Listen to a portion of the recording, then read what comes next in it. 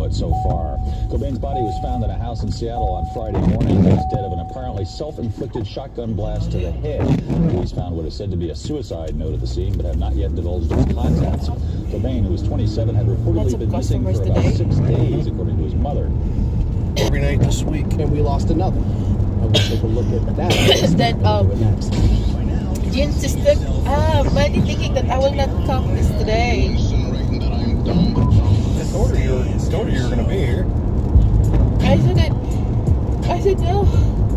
There, in the Kevin, but they forgot. Well, so Allison Chains frontman Lane Staley was found dead in his Seattle home on Friday. So you're not scheduled at Hog Heaven at all next week? Police say they responded to a call from one of Staley's relatives. So this Sunday is my last week for watching. He hadn't been seen in 2 Then weeks. 1 week there, Then I don't discovered know a body later after 1 week, so I don't know how deceased for at least a few days, surrounded by intravenous drug paraphernalia. So exact time and cause of death are still being determined. This week, Allison Chains haven't been this coming week, years, yet they did surface I'm gonna start there Thursday, Friday, in Saturday. 1996, and what would have been one.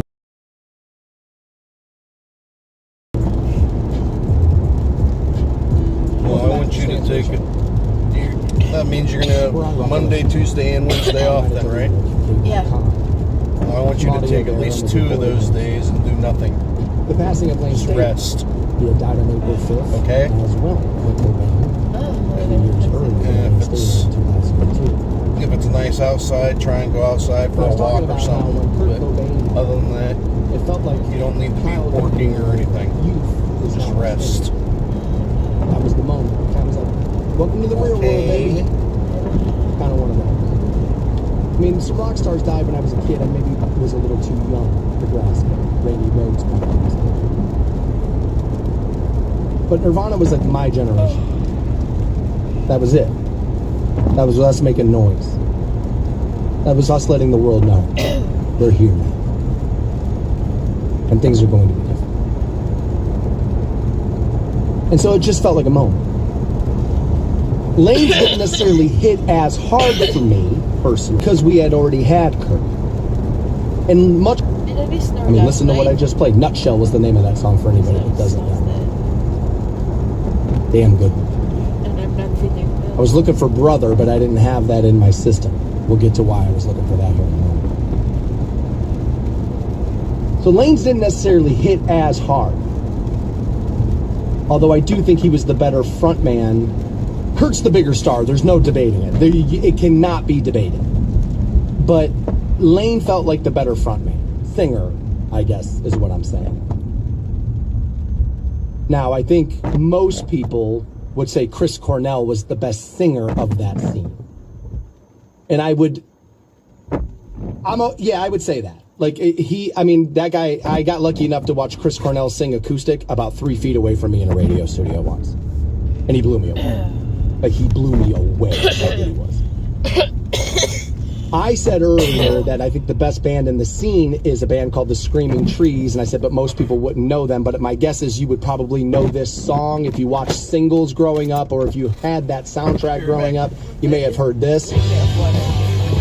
This Nearly Lost You by the Screaming Trees. I love this song. It's off an album called Sweet Oblivion, and Sweet Oblivion would be in my top 20 best albums of all time.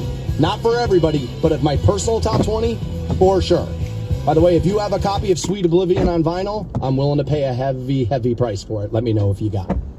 But I like the Screaming Trees a lot, but most people don't know who they are. If I was going to pick a big band from that era, I would take Alice in Chains as my band. I actually really like their catalog a lot. Soundgarden, here's what's interesting about that is back in the moment, it would have been Pearl Jam, I think. I liked them a lot when I was growing up. They've been at the party almost too long. And it can kind of be like, all right. And like where Nirvana and Alice in Chains are kind of time capsuled there. I mean, I know Alice in Chains is out there with William and all that, and they're great with William. He's great, and all of that. But like, we all know that is a little bit of a different thing, right? And so looking back on it, I think I like Alice in Chains catalog the best. That was pretty good. That was really good. And there's a Lane song I love that actually wasn't from Alice in Chains. There was another project he was a part of called Mad Season. And Mad Season, there was some really good songs on that album. Like I Don't Know Anything was really good off of that. It's a little repetitive, but it's really good. I liked I Don't Know Anything a lot. But this was like a big song off of that record in the moment. River of Deceit. This song's great, man. I love this song. I almost played this. We might play this to end the show later. I like River of Deceit a lot. I like Mad Season a lot. I got lucky enough to see Lane Staley perform. I was not lucky enough to see Nirvana. My buddy swears that he was trying to get me to go see a show at Peabody's to go see somebody, and Nirvana had been on the bill, and we missed it because I didn't want to go. Or he went, rather, and I didn't go, and he swears I missed it. I think this is one of those times where it's like, I was there, man. Like, I always tell him, like, you were there, huh? Like, I kind of get into that with him because I don't necessarily believe it. But apparently I had been invited to go, and I just didn't think of much of it, and I didn't go. So apparently I missed Nirvana. Which, I'm not sure I buy that. But I was lucky enough to get to see Lane Staley. And I do believe, for me, in my ears, he's the better frontman. About my dad in two different ways.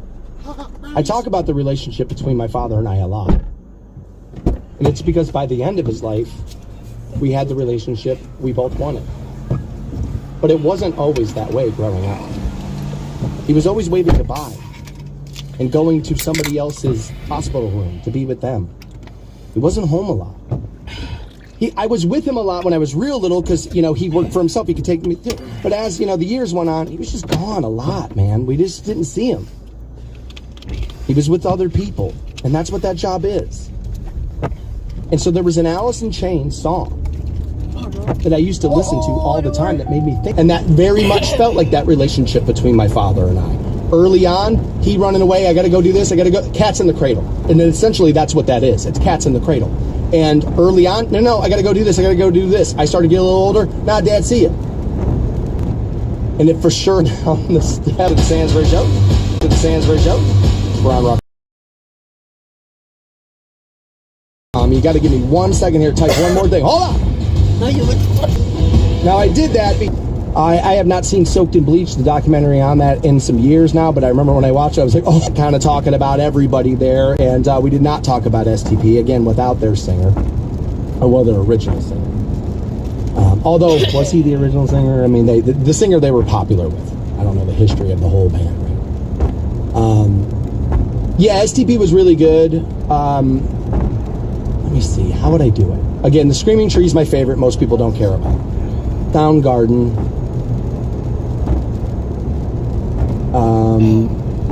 STP, Nirvana. Oh, no. Alice in Chains, Soundgarden, Pearl Jam, STP, Nirvana.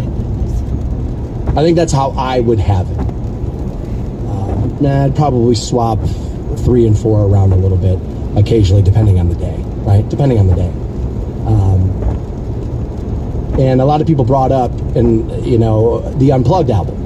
I said, "Do you going to talk about this? You're not going to talk about which one of those two bands had the better of the Unplugged albums?" All right, well, that's what I was typing, because I had the Alice in Chains pulled up already, and but I wanted to type in the Nirvanas. And I think this is who most people prefer, would be Nirvana. They still seem to be the bigger band now.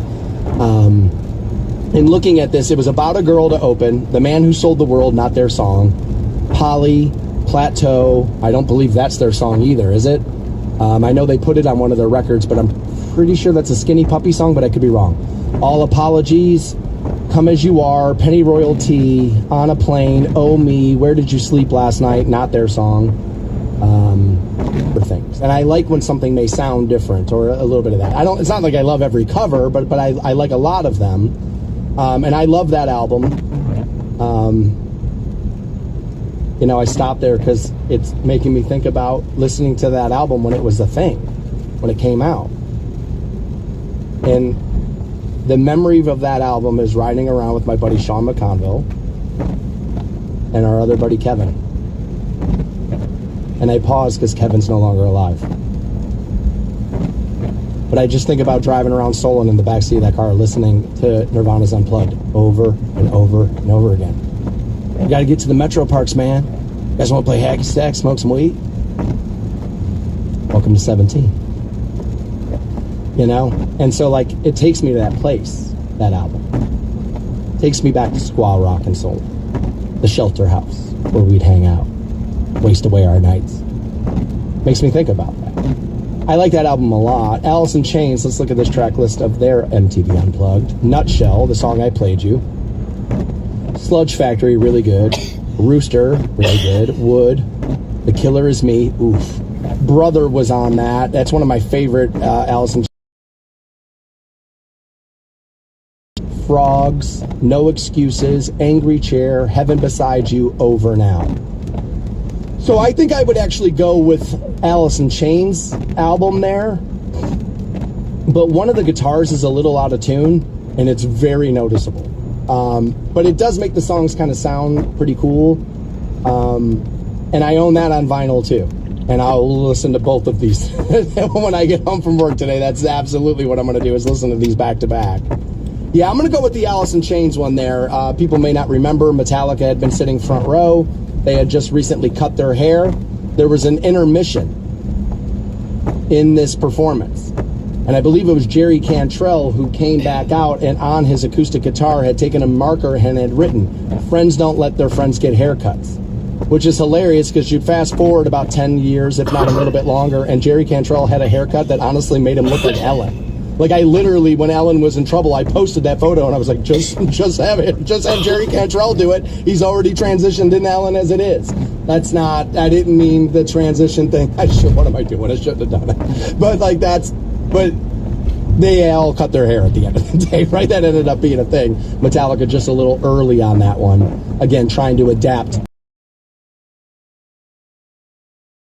Well, not never. He did have long. Yeah, what about that? Lane Staley had long hair early. He did, and then he cut it. The hell are they talking about? Seriously, what the hell were they talking about? But if you've never heard that, either one of those, I mean, with how easy streaming is on iHeartRadio, listen to those. I don't have it in my system. I wish I did. Another Alice in Chains song, I just listened to it the other day, as a matter of fact. One of my favorite songs from them was a song called Head Creeps, which was on...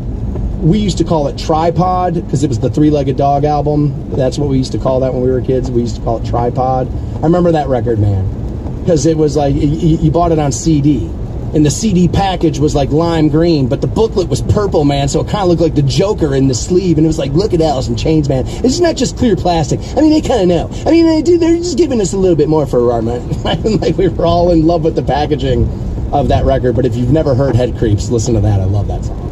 I prefer Alice in Chains over Nirvana, for sure, absolutely. I think their catalog is a little bit better, just personally. Now, that's what's great about music, about Canton. I'll never forget this. And I've been waiting to run back into this guy in the 10 years I've lived here, and I haven't seen him again yet. And I want to. I want to see this guy so bad.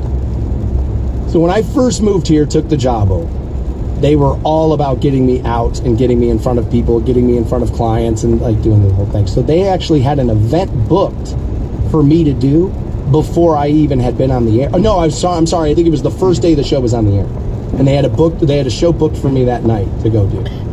And so I get there, and it was outside a Quaker's. It was out there for like a bike night type thing, and this guy comes walking right up to me.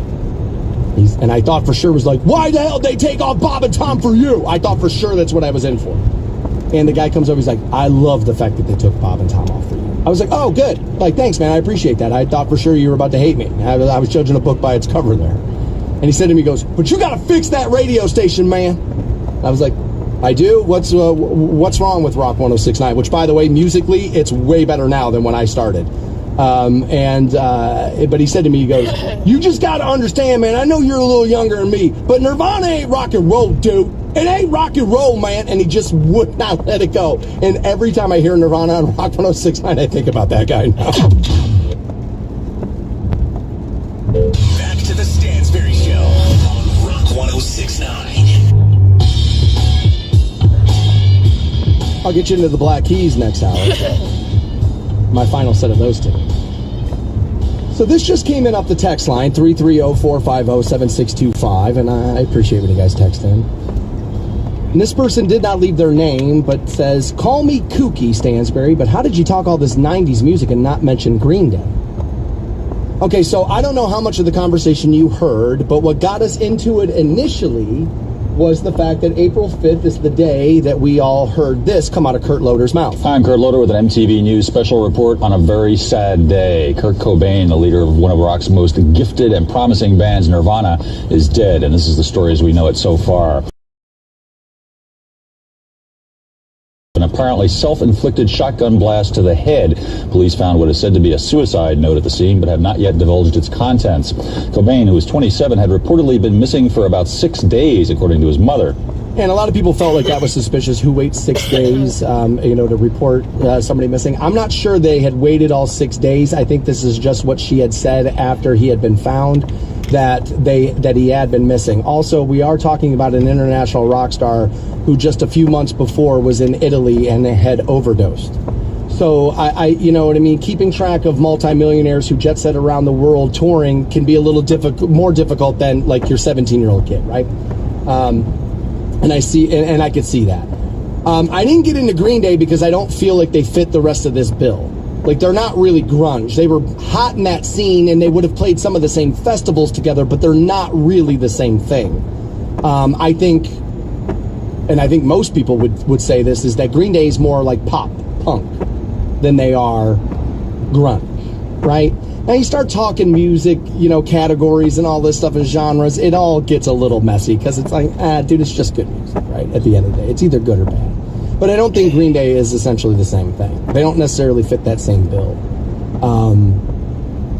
But yeah, I mean, very big in that time for sure, absolutely. It seems like most of you do think that Alice in Chains had the better unplugged record, and I would go with that. Some of these texts as they're coming in while talking to you at the same time. Sorry about that. And I'll listen to both of those today. Some are a little bit more punk in their sound, but it's definitely part of grunge. No, they're grunge for sure. Now, here's the thing. They did all grow up Germs fans, which is why Pat Smear was, in that band, and why he ended up becoming a Foo Fighter is because Pat had been in the Germs.